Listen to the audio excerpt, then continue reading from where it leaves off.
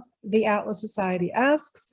I'm Jennifer Grossman. Please call me Jag. I am the CEO of the Atlas Society. We are the leading nonprofit organization introducing young people to the ideas of Ayn Rand in fun, creative ways like graphic novels and animated videos. Today, we are joined by Corey DeAngelis. Before I even get into introducing our guest, I want to remind all of you who are watching us on Zoom, Facebook, Instagram, Twitter, LinkedIn, YouTube, use the comment section to type in your questions for our guest. Go ahead, get started, queue them up. We will get to as many of them as we can. Our guest today, I've been waiting a long time for this, Corey DeAngelis is a senior fellow at the American Federation for Children, whose research primarily focuses on the effects of school choice programs on non-academic outcomes such as criminal activity, character skills, mental health, political participation, and schooling supply. He is co-editor of School Choice Myths, Setting the Record Straight on Education, Freedom, and he has authored or co-authored over 40 journal articles, book chapters, and reports on education policy, with his work being featured in outlets such as USA Today, New York Post, The Hill, Washington Examiner, Foundation for Economic Education, and the Wall Street Journal. Corey, thanks so much for joining us. Hey, thanks for having me. So we love to start with a little bit of our guests' origin stories. Where'd you grow up, early influences that got you interested in education, and what led to your focus on school choice in particular?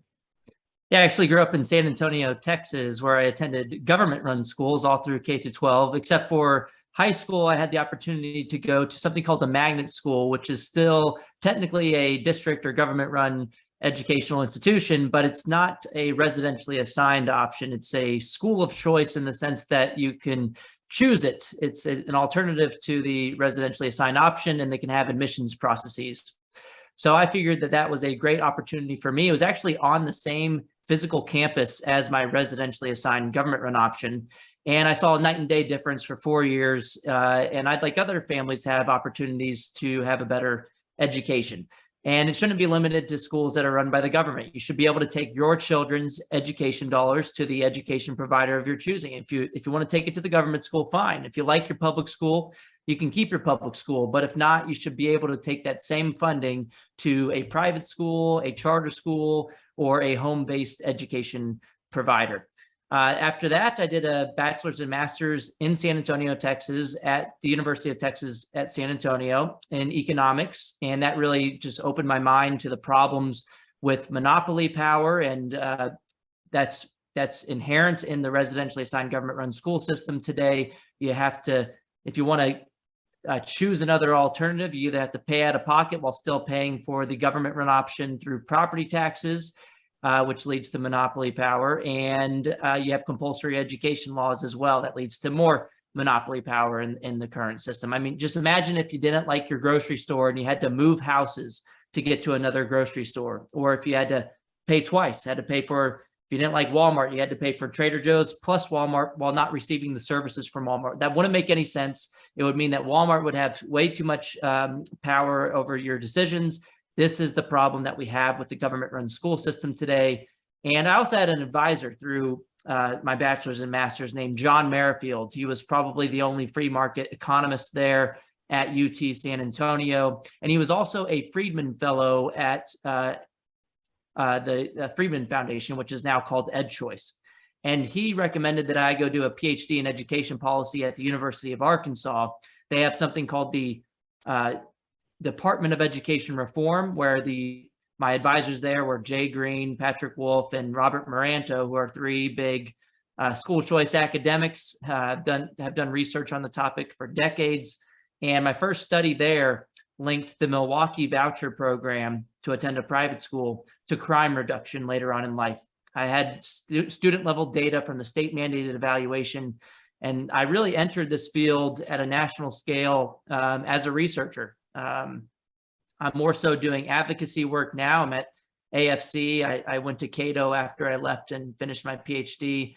And then I also went to Reason, where I'm still a fellow, but now I'm doing advocacy work, mostly some research as well, at the American Federation for Children, which is the only school choice advocacy group at a national level that has C3, C4, and PAC capabilities. So we can hold politicians' feet to the fire and then also beat them up with logic at the same time.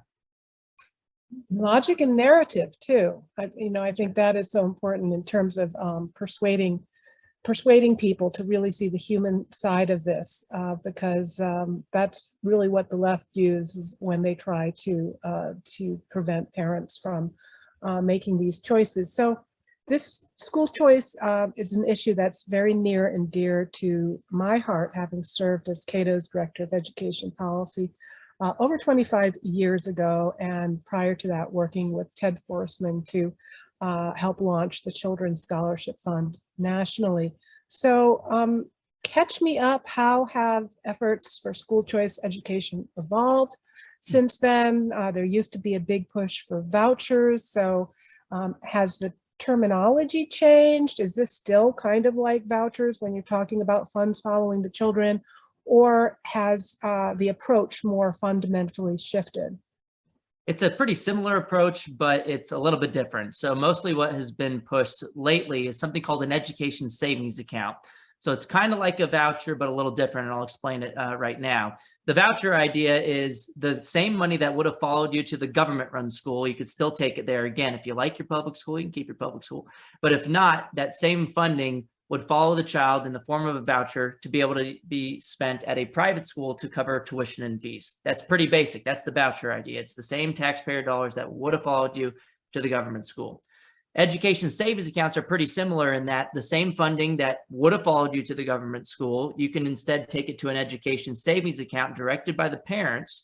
And then again, like the voucher, you could use it to pay for private school tuition and fees if you want, but it allows for even more customization and flexibility on the part of the parent, and that you can use that funding for any other approved education expenditure as well. It could be a micro school where you get 5 to 10 children together in a household and essentially economize on the process of homeschooling. You could use it for homeschooling expenses like homeschool curriculum, private tutoring, special needs educational therapies, any approved education expenditure. So it's much more customizable and flexible than the voucher option. And it can also be funded through a tax credit mechanism, which gets a little bit more complicated, but the same kind of idea is that you can get a tax benefit for donating funding to a scholarship granting organization. And the parents can go to that scholarship granting organization to apply for funding, which would then go to the ESA, Education Savings Account, which then again could be used for any approved education expenditure. So that's kind of what we moved from vouchers towards education savings accounts. And we've had the wind at our backs over the past couple of years. In particular, we've had Supreme Court victories. We had the Espinoza v. Montana decision in 2020. Just earlier this year in June, we had the Carson v. Macon decision.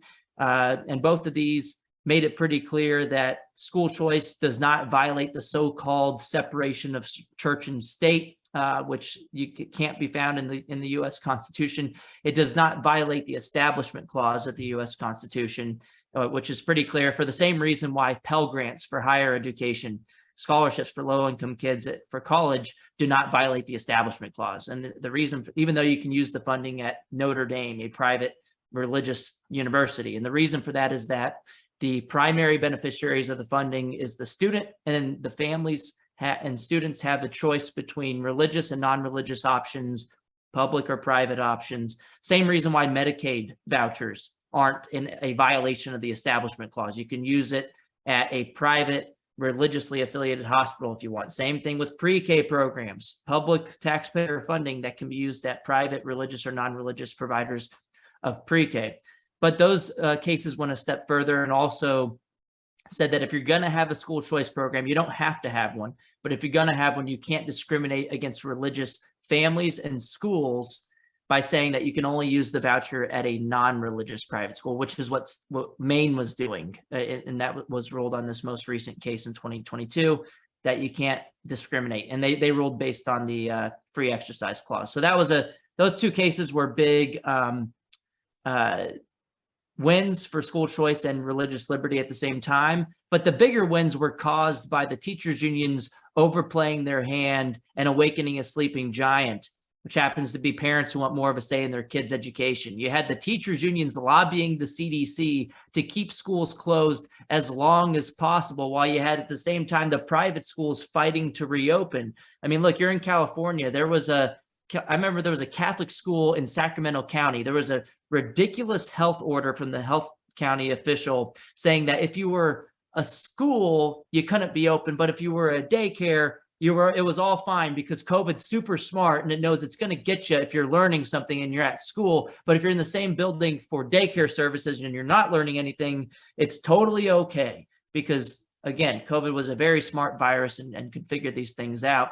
And the Catholic school actually rebranded itself as a daycare because it knew that if it had to keep its doors closed, it would probably have to keep its doors closed for good. But where, on the other hand, the government school monopoly fought to keep schools closed as long as possible, not because they're necessarily bad people in that system. It's a problem with the system itself, where the teachers union bosses knew that they could essentially hold children's education hostage to secure multiple multi-billion-dollar ransom payments from the federal government. And it worked for them. They received about $190 billion since March of 2020 in so-called COVID relief, which turned out to be about $3,000 to $4,000 per student. Most of that money hasn't even been spent yet, according to the Wall Street Journal. 93% earlier this summer, that money hasn't even been spent.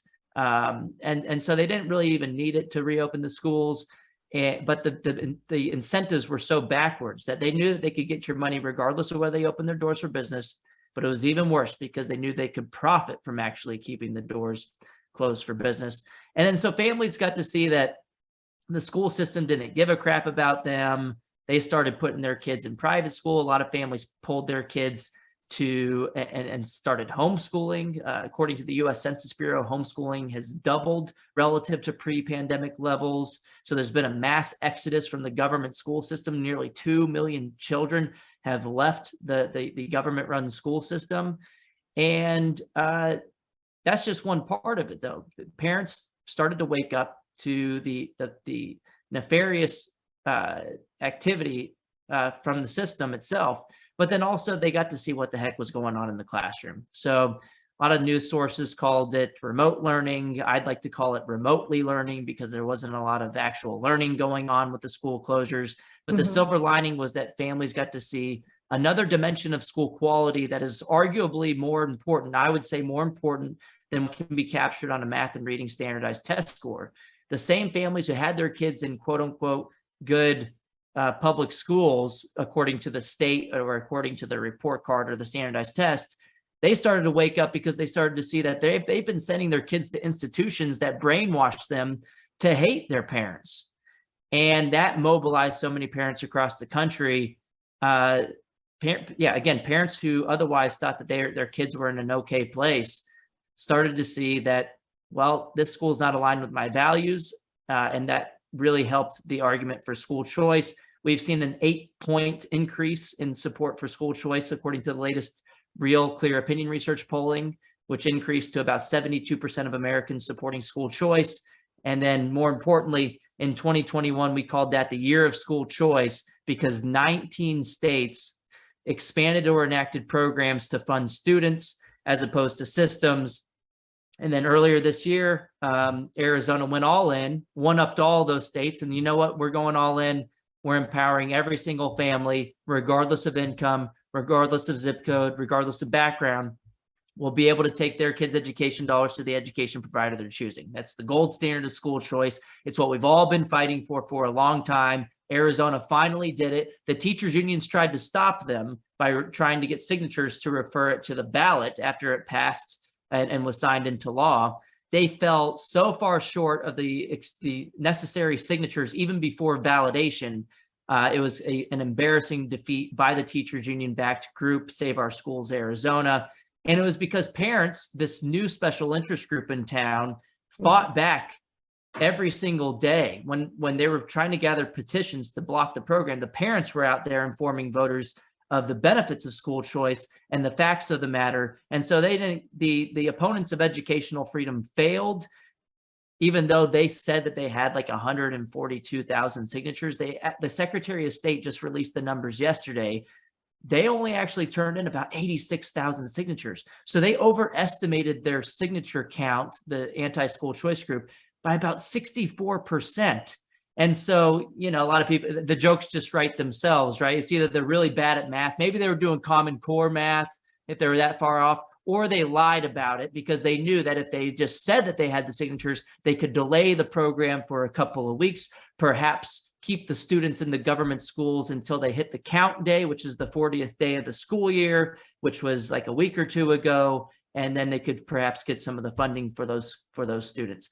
Maybe that's what they did, or they're really bad at math, and that's just another good reason that we should have more school choice. Why are these people teaching our kids math if they can't even get within 60% of the count of their own signature drive? Well, but yes, we won in Arizona, and that's great. And I hope this leads to more friendly competition in other states. As they say, never attribute to malice what can Right. be explained by incompetence. So we may never know. So tell us a little bit more. Oh, and first, I just want to remind everybody watching us on Facebook, on YouTube, on LinkedIn, on Twitter, on Instagram, please go ahead, type in those questions, and we will get to as many of them as we can. This is a wonderful opportunity. We're talking to Corey DeAngelis. He is leading the fight for school choice, and must be exciting for you to be alive now and being a part of this. It wasn't quite as much fun when I was in the trenches on the issue 25 years ago. Yeah, and I think, look, the teachers unions overplayed their hand. We should really give Randy Weingarten an award for being the best school choice advocate of the past couple of years by just stepping in it over and over again. And I think she's just been so drunk on power, the teachers union bosses, for so long that they just can't reverse course at this point. They've always gotten what they wanted, but they haven't had to deal with the kids union, the parents, who have woken up and are never going back to sleep. A lot of people say, oh, look, well, the schools are open again. The parents aren't really going to be upset anymore. But the thing is, parents are never going to unsee what they saw in 2020. The curriculum problems are still there, and they're always going to be there. I don't really take a stance on what the curriculum ought to be, but you shouldn't be able to force other people's kids to be raised in a way that is not aligned with their parents' values. That's where the problem arises, and it's inherent in a one-size-fits-all government-run school system in a society where parents just fundamentally are going to disagree about how they want their kids raised and how they want their kids to be educated. And the only way out of this mess, through freedom as opposed to force, is to fund the student directly and allow families to choose the education providers that best align with their values. And that should also lead to competition, which has the public schools in response up their game academically, but then also to focus more on the basics as opposed to politicizing the curriculum. Because look, if you're a provider of educational services, maybe there's some niche providers who say, oh yeah, I'm going to go all in and be super biased in one way or the other. But for the most part, parents want education. They don't want politicization for one way or the other, if you look at the polling on the issue. And so as a provider of education services, you scratch your head and you think, whether I go too far right or too far left, I'm going to upset a lot of parents. It would be in my best interest to just focus on math, reading, and writing so that I don't upset a large segment of the customer base. And, you know, we're seeing fights right now about CRT and the gender stuff. But I would say that, the CRT battles of today were the Common Core battles of yesterday. And going forward, there's going to be a battle in some other, we don't even know what the battle is going to be. It's going to be dependent on what is exciting to society at the time, or what's happening in the news, or what's happening with the political landscape. But some legislators are taking another approach. Instead of saying, okay, let's just let parents choose, they're saying, well, I'm a proponent of parental rights, and what I'm going to do is say, well, you guys don't like CRT, I don't like CRT, so I'm just going to ban it. And we see a lot of red states doing this right now. But you have some of the same legislators who are voting against school choice because they're saying, oh, we already fixed the problem, we fixed the curriculum problem. But the reality is, these top-down so-called solutions are, one, a form of playing whack-a-mole, because we don't know what the problem is going to be in the future. It's always going to be something else popping up. But then two, it's like playing whack-a-mole, but the mold not going down or just failing to hit the mole altogether, because these bans are unenforceable and there are so many implementation issues. There's already a group of undercover journalists at an organization called Accuracy in Media, and they're putting out all these videos in red states that have already banned CRT, with administrators just saying, you know what, I'm just going to do what I want anyway. I'm going to call it social emotional learning or student mental health. I'll just change the definitions. I'll move the goalposts a little bit. Or they'll just say, look, no one's enforcing this. We have teachers, once they close the classroom door, nobody's watching them, and they're still going to do what they want. And so even if your sole purpose is or your goal is to not have CRT anymore, the better solution is competition, bottom up, allowing families to choose, because your top down government regulation solutions are not even they don't even achieve what your mission is. And then so yeah, school choice is the better solution. We've had victories all across the country. And another thing that's changed, I think, is that this has really become a GOP litmus test issue when we're talking about school choice. And Republicans in particular, who are getting endorsed by the teachers unions, are getting their butts kicked in the primaries. If you think about Tennessee, for example, 10 of the House Republicans in Tennessee in the primary races were endorsed or funded by the Tennessee teachers unions, but 9 of those 10 lost their seats or lost their primaries. So the teachers union endorsement for Republicans in particular, it's becoming the political kiss of death. And even for Democrats, coming out against parental rights in education is becoming a form of political suicide. Look at what happened to Terry McAuliffe in Virginia when he said, I don't think parents should be telling schools what they should teach. On the final debate stage, Glenn Youngkin ran with that and turned it into a negative attack ad against McAuliffe, the Democrat. And in a state that went 10 points to Biden just the year before, it swung 12 points the other way in just 1 year. And Youngkin, on the issue of education, won by 2 points overall and by 6 points with education voters. And that was the number 2 issue in the election, second to only jobs and the economy, according to Washington Post exit polling. So that story is pretty clear what happened in Virginia. And we even have some Democrats, like or one Democrat in particular, which I wrote about at the Wall Street Journal in an article called "A Democrat Defects on School Choice," talking about a gubernatorial candidate for governor, Josh Shapiro, a Democrat running for governor. He quietly changed his education platform, where he was always against school choice before, but just in last month, he changed his platform to include school choice. And he didn't use like a broad term like parental rights or just school choice. He said lifeline scholarships, which is a particular piece of legislation that was ran by a Republican earlier this year and passed through the Pennsylvania House. And so he's really, some people were saying, oh, well, he's just saying this to get elected. He's going to change his mind if he wins. And my takeaway is, well, if that was his plan all along, if he's just going to flip-flop on it, well, why would he list lifeline scholarships? That makes it really hard for him to back out. He really backed himself into a corner if his real goal is to just change change his position later on. I think he wants to avoid a Terry McAuliffe in Pennsylvania. And the way that he has to do that is to prove he actually supports a particular policy. And at the end of the day, it doesn't matter why he flipped on it. It doesn't matter why he supports it. What matters is if he's in office and it's looking like he's going to win according to the polling. He's just been way up in the polls against his opponent, Doug Mastriano. It'll be a win for families. I don't care what the reason is for why you switch. If you're just reading the tea leaves, or if you looked at the polls and you're seeing that school choice is popular, which it is, good. I don't care. I don't care if you're a true believer or not, because as Milton Friedman famously said, and he was right on this, is it's not about getting the right people in office because they might get in office and do the wrong thing because of political power dynamics. It's about making it politically profitable for the wrong people to do the right things. And the reason that has changed recently is, one, the teachers unions overplaying their hand, but then two, the parents showing up at the school board meetings, but those same families showing up at the ballot box too. They have become a new special interest, which is arguably more important and more powerful than the teachers unions. They have more power in numbers, and parents care about their kids more than anybody else. So they're going to fight to protect their rights when it comes to educating their children, harder than anyone will ever fight to take those rights away from them. And politicians are responding to these new incentives that are, some of them are quadrupling down on anti-parent rhetoric, but they're losing votes for that.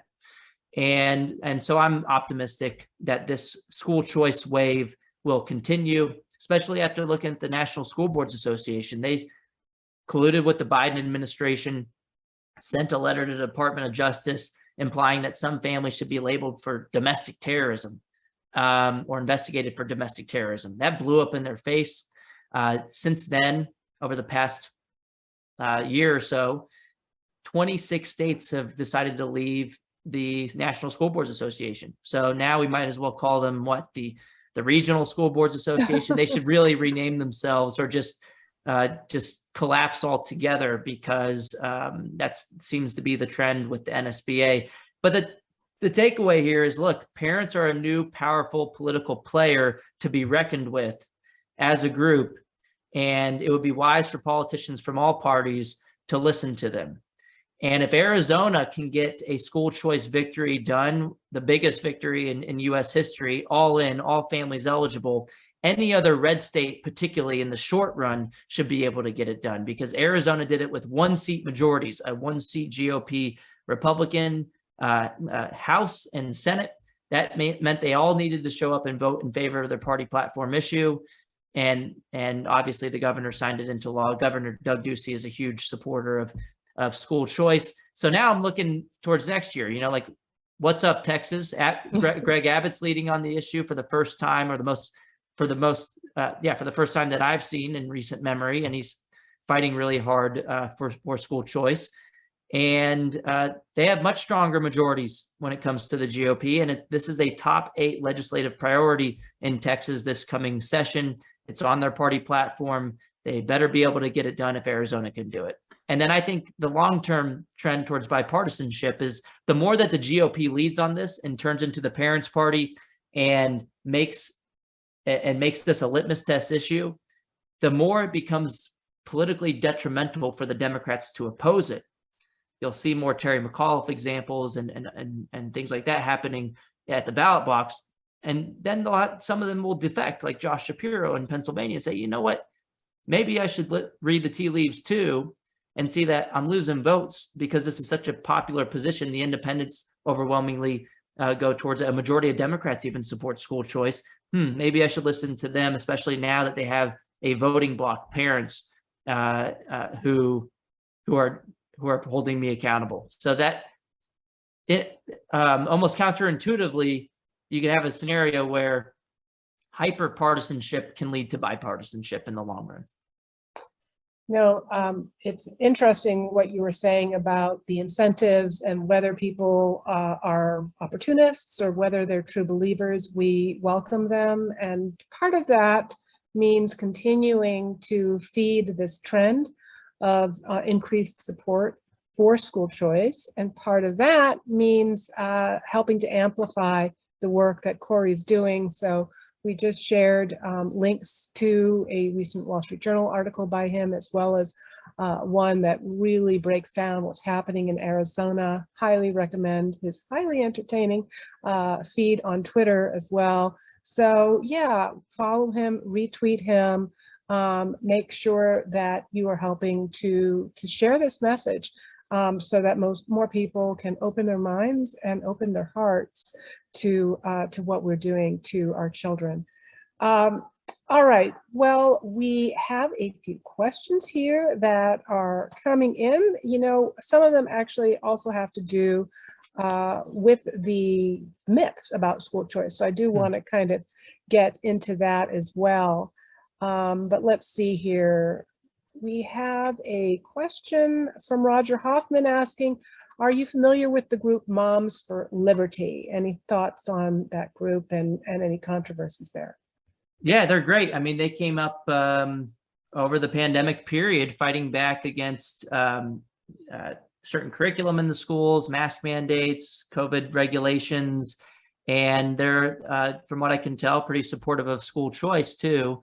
And it really just goes to show you that this is a special interest that has emerged, that parents have banded together, parents who otherwise would have, who were upset in the past, just didn't want to show up at school board meetings. They didn't want to be the only one, right? It's much more difficult if you have a coordination problem to stand out against the tyrants in office who are abusing your kids. And so a lot of parents, they have their full-time jobs and they have other things to do. And, they didn't really think that them going alone was going to make much of a difference, because let's be real, it really didn't make much of a difference before. But now they have support group basically. And this Mom for Liberty group is a nationwide group. They have chapters, I want to say, in every state now, and they've grown exponentially over the past couple of years. That just goes to show you that there's a real demand for change within the public school system. And, I look at the Moms for Liberty group, and I've been trying to tell people someone should start a Teachers for Liberty group too, because look, competition in the market for goods and services is obviously good for families, parents, and their kids when it comes to education, but competition in the labor market is also good for employees. So when teachers are complaining about not earning enough, or they have to dig into their pockets for supplies each year, or they're just sick of the red tape in the government school system, I kind of feel bad for them. But the problem isn't with their competition with private and charter schools. The problem is that their employer, the district, happens to be a massive monopoly that has no incentive to spend dollars wisely. Just think about it. Nationwide, according to National Center for Education Statistics, since 1970, per pupil education expenditures in the US have increased by about 152% after adjusting for inflation. Teacher salaries have only increased by about 8% in real terms.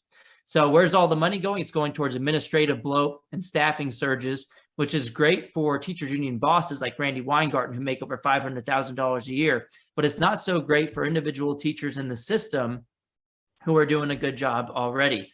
And there are 5 studies that on the topic. And I think today is like World Teacher Appreciation Day. I don't really follow these things, but someone tagged me in it on Twitter.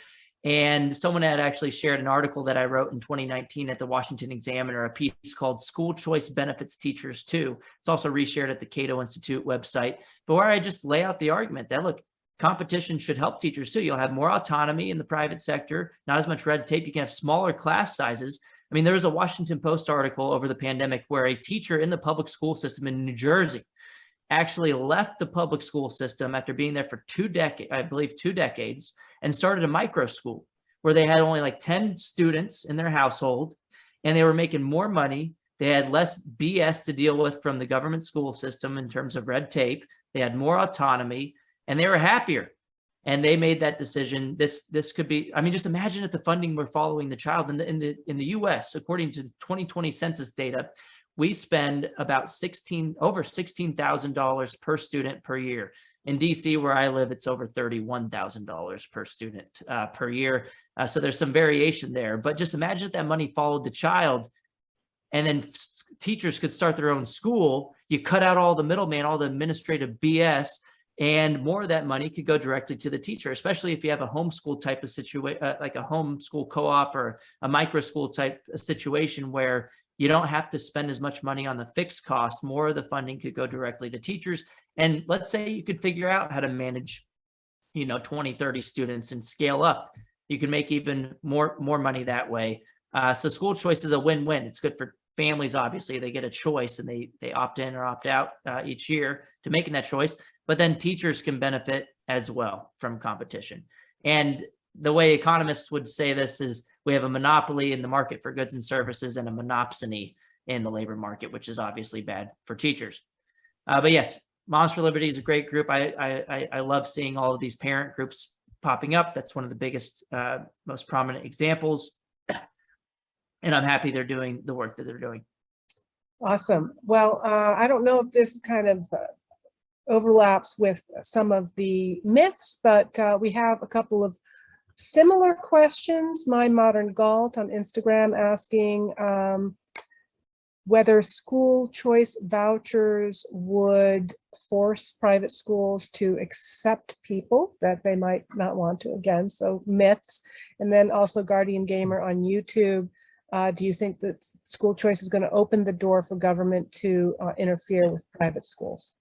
Yeah, so both of these arguments are a form of making perfect the enemy of the good, and missing the forest for the trees. I mean, we got to take the incremental victories when possible, especially because no school choice initiative in the history of the country or today has ever forced any family or school to accept the funding. So each individual family can make the cost benefit decision for their own kids, whether to accept the funding. And at the same time, however, we shouldn't feel like we shouldn't force other families to send those same dollars to the government-run school, because that's the alternative today. We have 9 out of 10 kids in public schools today.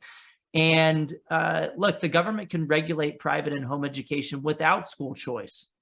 And I would argue that's more likely to happen in a scenario where you have 9 out of 10 kids going to government-run institutions that teach them to like big government policy. Those kids will grow up to and vote later on to regulate private home education without school choice. We're more likely to defend against those future calls for regulation. One, if fewer people are in that system and experience less indoctrination. But then two, if we have a bigger coalition, more people experiencing private and home education, we'll have a bigger coalition to push back against those future calls for regulation. And then three, when more people are experiencing private and home education in the short term, it'll become more mainstream, which should decrease the likelihood that others in society call to regulate private and home education, because it's not some icky thing that only a few people do. It's more of an accepted thing if more people are participating in private and home education.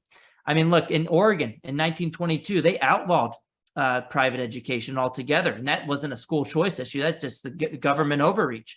Thankfully, 3 years later in Pierce versus Society of Sisters, the U.S. Supreme Court struck down that authoritarian law in which the opinion of the court said famously, quote, "The child is not the mere creature of the state." Hopefully more people will start to realize that in present day as well and remember that ruling.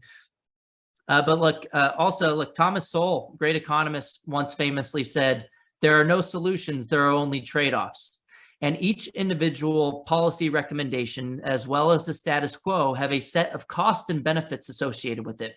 And the people who are fear-mongering or making the perfect enemy of the good on school choice policy are focusing on one potential cost that could happen in the future, while ignoring the huge guaranteed costs that are happening today.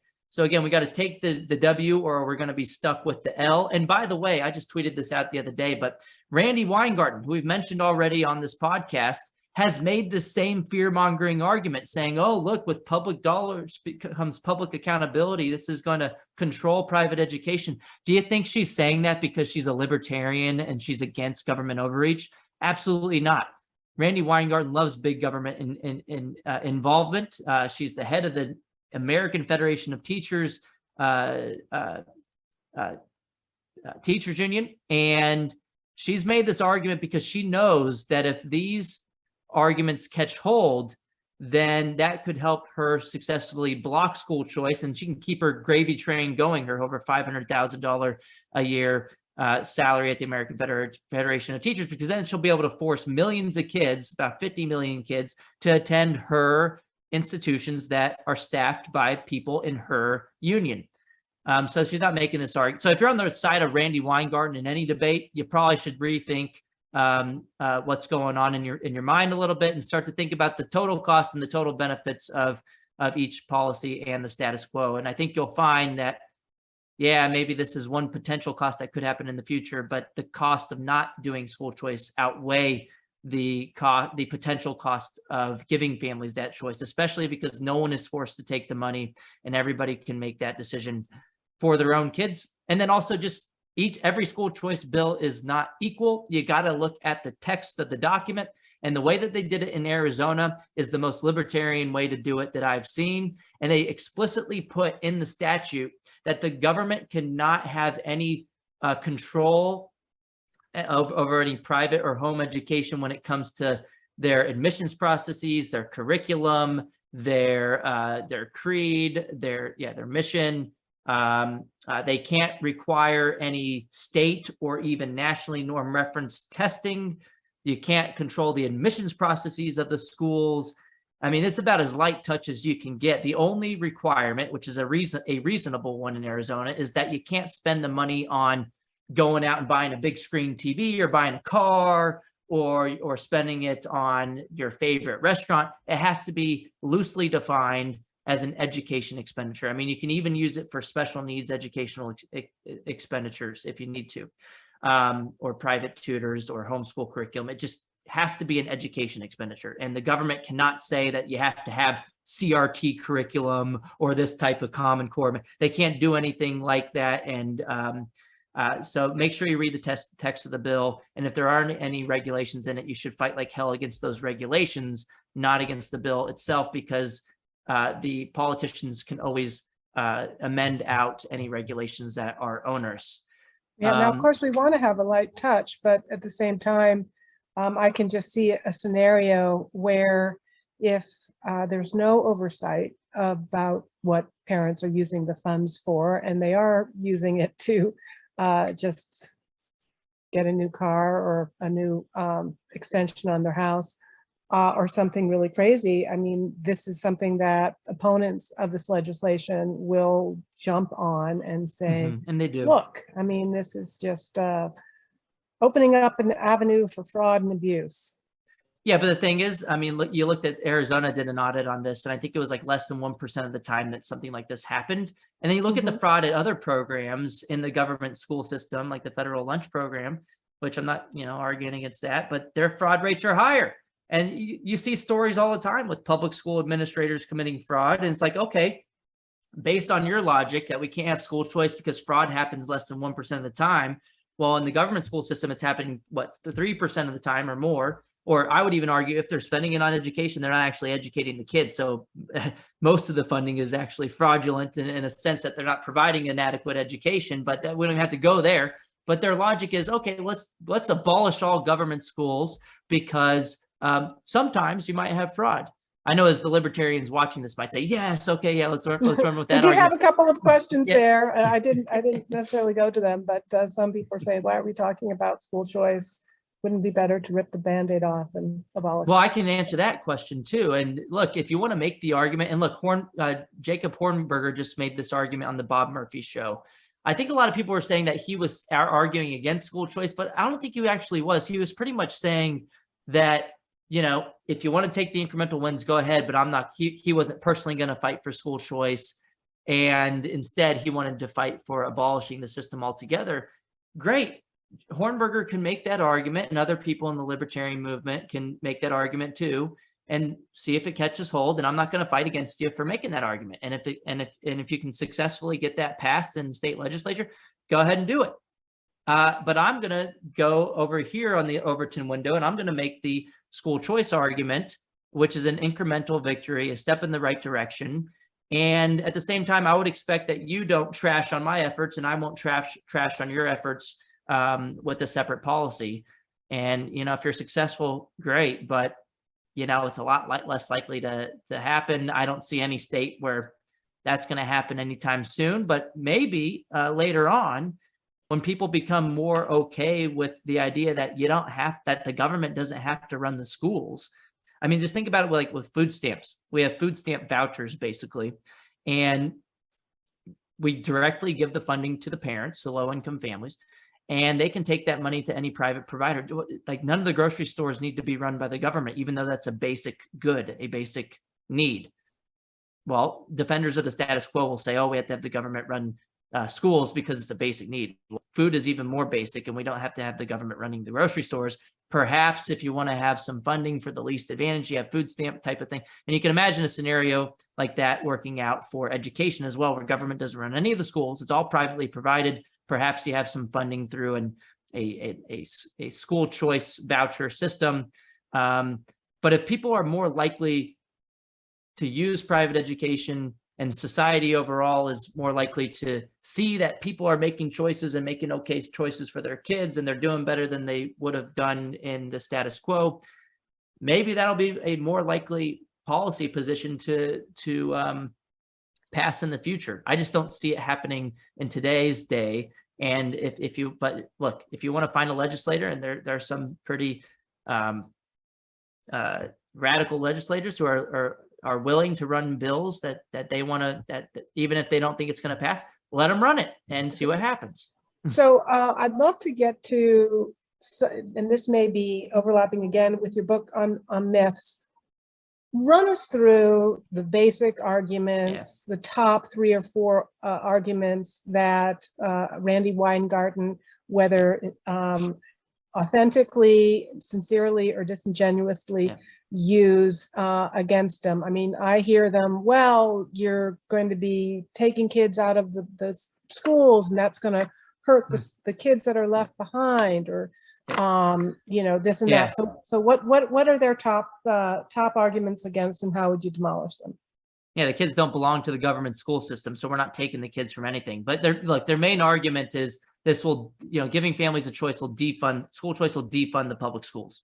And to which I respond with a rhetorical question, which is, well, why would giving families a choice defund the public schools? They never respond to me. They usually block me on Twitter, because there's no good argument. There's no good response. They'll have to admit that they understand families aren't happy with what they're getting in the government schools, and their solution is to force them to stay put, particularly low-income families who don't have the means or resources today to afford to pay for private school tuition and fees out of pocket. So they'll either block me, but they'll have to respond that, well, it's because families will leave. They'll go to the private schools. And it's like, okay, that's a good argument for choice, not against it.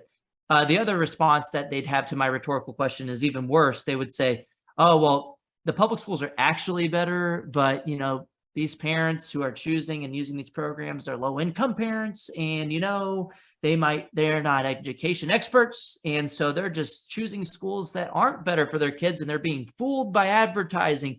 And this one really blows up in their face. I mean, we had a Kentucky representative say this on the floor, I believe in the House, while they were running their ESA bill. And there's a Democrat who was opposed, and she said something along the lines of, Virginia has a tax credit type of, scholarship program, and it's working well. It's mostly higher income people using this, and they're making choices. But Kentucky, this is going to be a program targeted to lower income families. And do we really expect, parents to be able to shop around?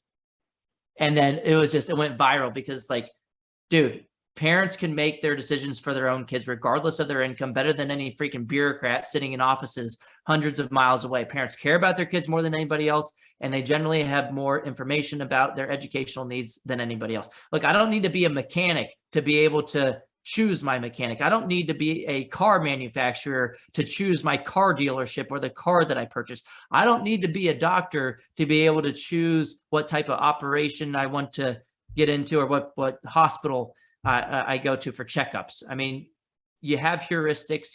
There are experts that exist, yes, but people can still make the decisions for their own families. I'm not a nutritionist, but I can go to the freaking grocery store and figure it out. And so can low-income families at the same time. So that's their main argument. But that argument also assumes that the money belongs to the schools. So I'll also respond by saying the money doesn't belong to the government schools. Education funding is meant for educating children, not for propping up and protecting a particular institution, whether that's public or private.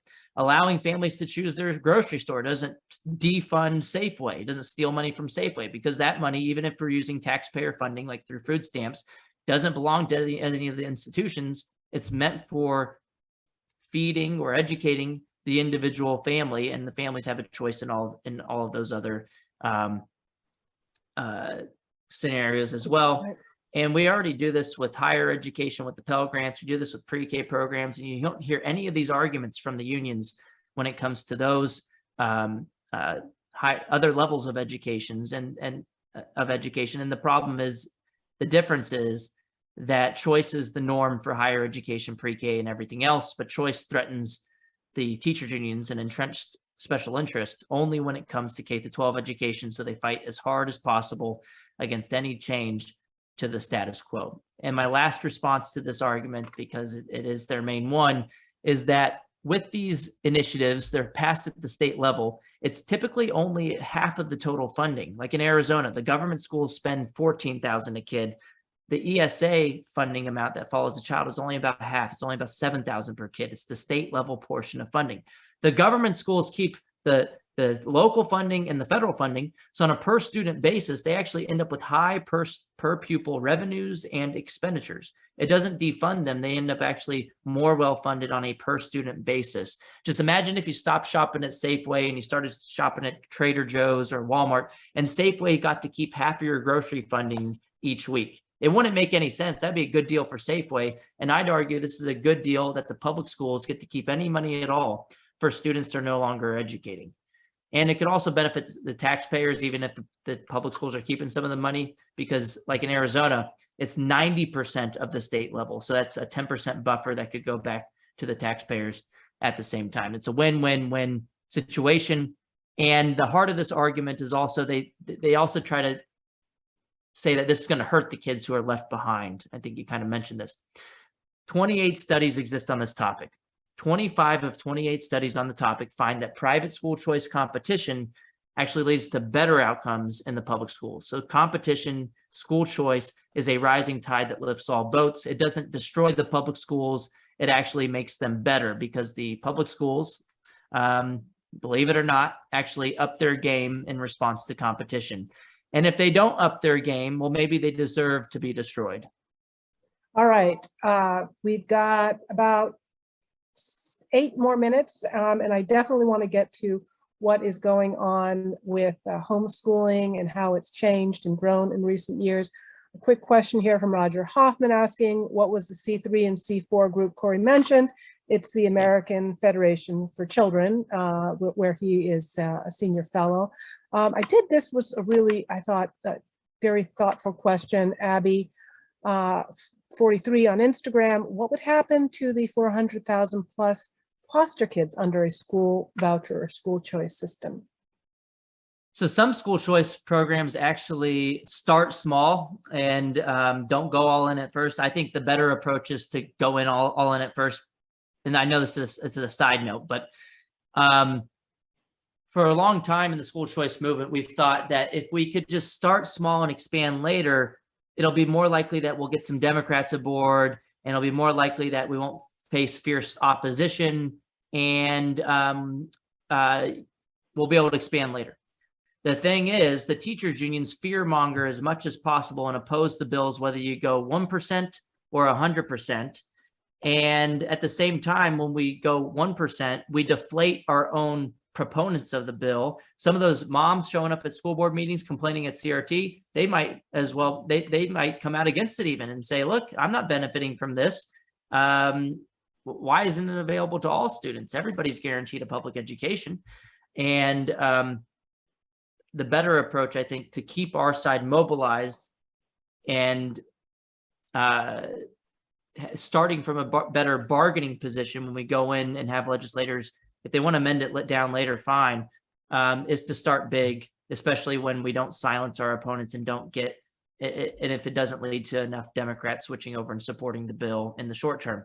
But as far as foster students, some of those bills have started small and just limiting it to like groups like the military, foster students, lower income groups, and then they'll expand by adding, sometimes it's special needs students are only eligible for some of the programs. I think like 21 of the programs nationwide at least started, and they were specifically for students with special needs. And then they've expanded, like in Arizona, their ESA that just went all in. Last year was already about 25% of the population that was eligible for the education savings accounts. And it really started with special needs populations, and then they started adding like, foster and military and other groups. And then they just went all in and said, you know what, everybody should have this choice. So yeah, foster students would be eligible as well. Would benefit just like everybody else. Yeah. All right. homeschooling. What is happening? How is it? I know it's growing. I'd love to hear more about that, but also maybe how has it evolved? Yeah, so it's definitely grown. The U.S. Census Bureau's latest data that I've seen over the pandemic period is that homeschooling doubled relative to pre-pandemic levels. That's huge. It's about 2 million students have left the government school system, according to the latest data that I've seen.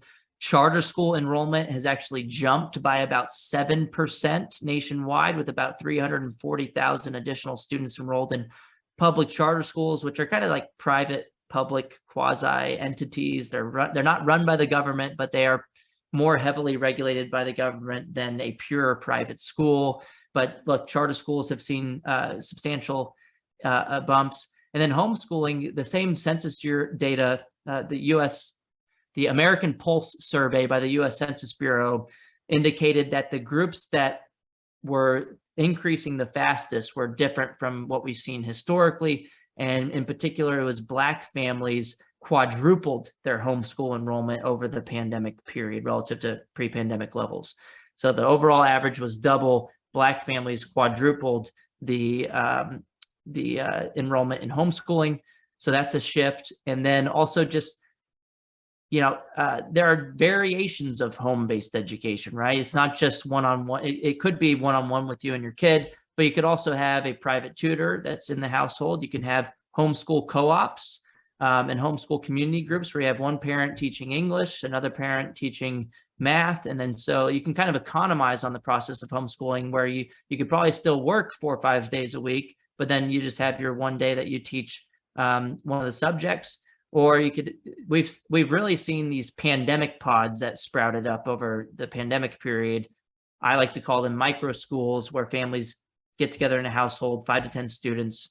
You only need, it's not one-on-one, so it's not pure homeschooling with your own parent, unless it's your parent running the shop. But that it might makes be a it good more option feasible. for, parents that have to work and Yes, exactly. right, And even or if really it's want not to work, so that would be a hybrid situation where parents would switch off, or they'd hire tutors and. Yep, and yeah, so it doesn't even have to be the parent. It could be a professional teacher. You can start poaching the teachers from the public school system who are the That's best, right. who aren't really happy with what they're doing. More and and this is actually happening already in Arizona. We've seen a lot of growth in something called Prenda micro schools. It's one of their biggest providers of micro schools in Arizona. Another question about that. Great.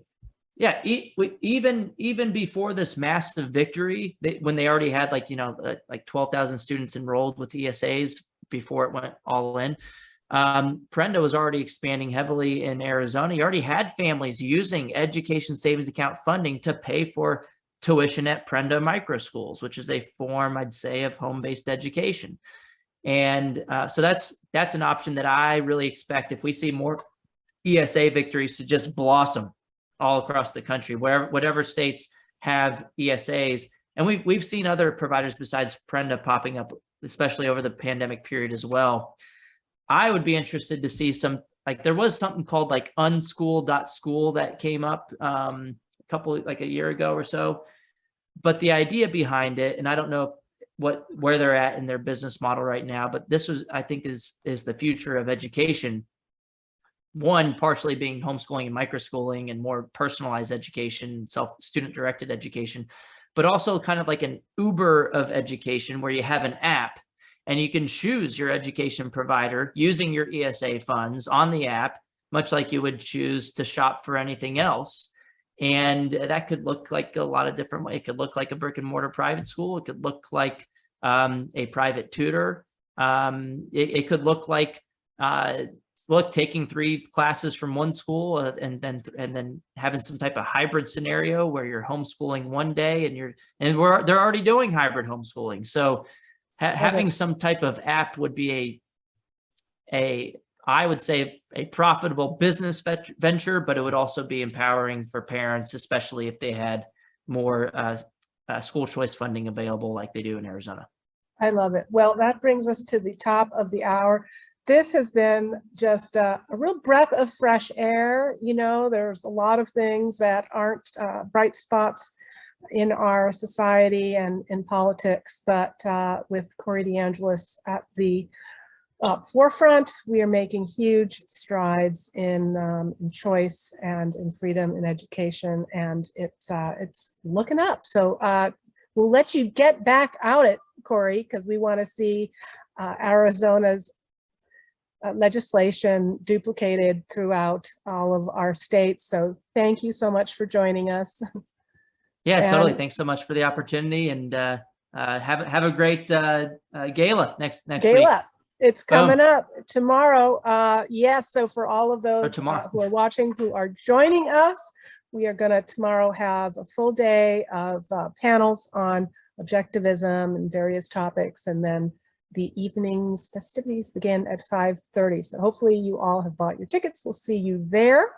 If you enjoyed this video, please consider making a tax-deductible donation to the Atlas Society at atlassociety.org. And join us next week. If I'm still standing, we're going to be talking to Dr. Houman Hamadi. He's been on the forefront of the fight against lockdowns and mandates. And so I'm very excited about that upcoming show. So thanks, everyone. See you very soon. Thanks, Corey.